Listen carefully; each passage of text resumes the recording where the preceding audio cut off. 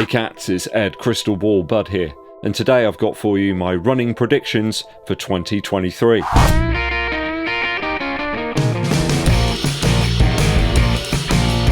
Hey cats, I like predicting the future to try and figure out what's going to happen before it happens. It's fun, it's exciting, and most importantly, it gives my wife another reason to doubt my judgment. Thanks for tuning in today, people. I hope you're enjoying the content on the channel recently. If you are, hit that subscribe button and click the bell below for notifications too.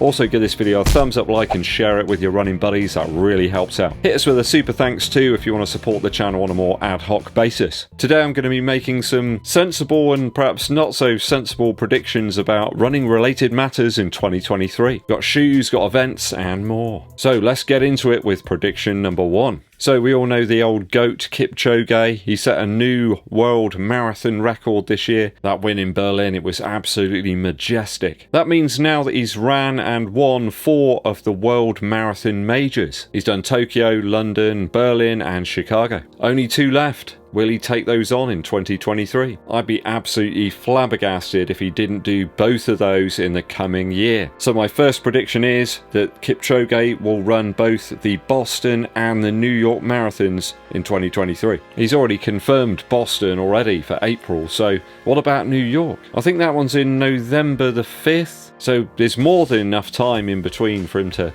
get back to full fitness and power. He can return to his training camp after winning the Boston Marathon, drink some more weak tea, have a little bit of toast. Maybe he'll put his headphones on and listen to a bit of Kelly Clarkson as well, just to get him in the mood. He can even do some recovery wearing those fantastic Gucci shoes that he's got. They're so weird, those shots. I love them. Personally, I prefer either my Jordan 4s or perhaps the Jordan 11s as well.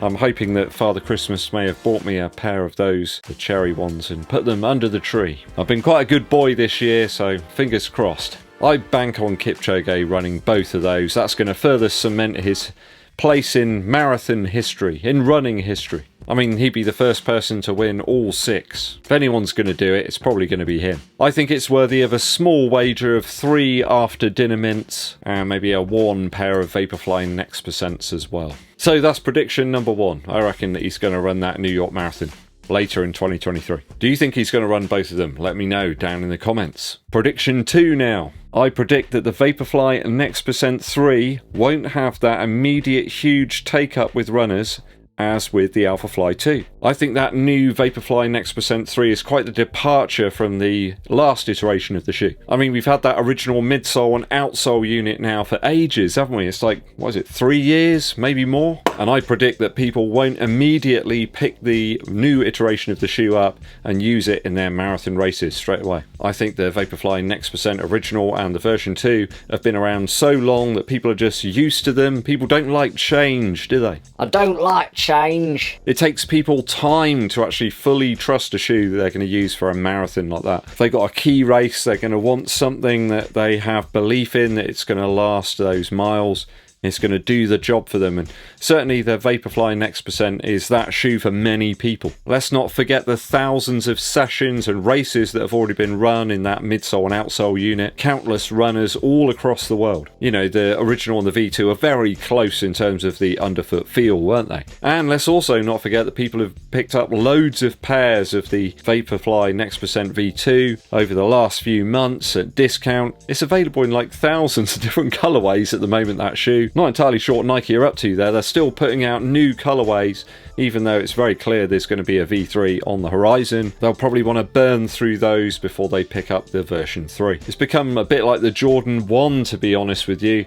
Loads and loads of different colorways, they just constantly churn them out. Almost all of them at the moment on the Nike site in the UK are about £225 or higher. I think there's one that's discounted. I have to be honest, I haven't seen swathes of people using the Alphafly NEXT Percent 2. I think there are too many good deals on the original version of that shoe just before it came out, so people are probably wanting to use those before they actually dip in, perhaps get the second version. So my second prediction is, no matter how good or bad the update is going to be to the supposed supposed greatest running shoe of all time, the VAPORFLY NEXT Percent 3 won't have the huge initial uptake. Over time, yes, but you know Nike. They'll starve the market for a little bit to build up the hype. The demand will raise, just like they did with the VAPORFLY NEXT Percent 2. On this one, I'm going to wager 2 toffee pennies and a half-eaten Aldi mince pie. Prediction 3 now. With the apparent success of the Adizero Prime X from Adidas, facilitating lots of miles for many runners out there, they've gone over that super shoe stack height limit to 50mm. I predict that Nike are going to follow suit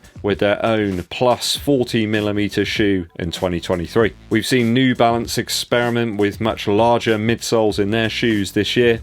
SC Trainer, though I do read on web sources that the SC Trainer 2 will have a lower stack when it releases later in 2023. Nike probably feel a tad upset that the three-stripe brand, you know, their main rivals, got in there first with that maverick move. They've pushed the envelope further, they've innovated a little bit more, and normally that's what Nike are doing, you know, trying to be cool, trying to be on the fringe. I think they're more famous for doing that type of thing over Adidas in recent years. The Alphafly, certainly when it was released, was that shoe, but I think sadly due to the pandemic it was a little bit forgotten, I suppose. It perhaps didn't get all of the hype that it could have done. I think perhaps the excitement of that release was muted somewhat. I would not be surprised to see an Invincible Run style shoe released by Nike with a super maximized stack, certainly in the heel. I can't see why they wouldn't do this, certainly considering what they've been up to of recent time with that Nike Air Max Scorpion. They're clearly experimenting a little bit with max stacks and using air in a different way. Also, we had those double air units stacked in the heel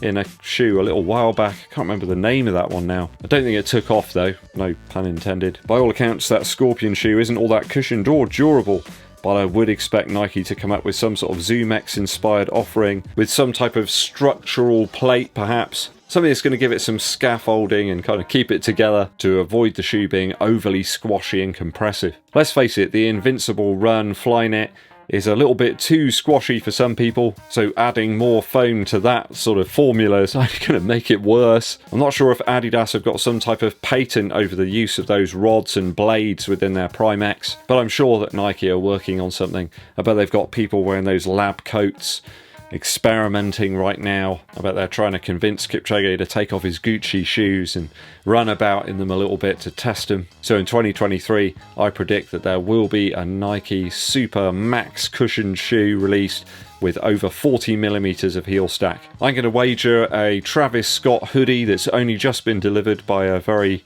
unreliable company, and some Grinch coloured lock laces. Last prediction for today, number 4. Last prediction today is my marathon race time. I kid you not, I will be running the Brighton Marathon in April of 2023. Really excited about it actually. I couldn't sleep last night, I was so excited. It's actually true. My first full marathon race, and I'm very, very keen to get into the training, the long runs, the endurance training.